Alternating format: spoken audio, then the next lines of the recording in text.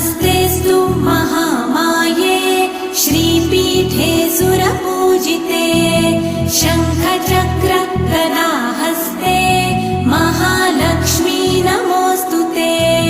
नमस्ते गरुडारूढे कोलासुरभयङ्करी सर्वपाप हरे देवी महालक्ष्मी नमोऽस्तुते।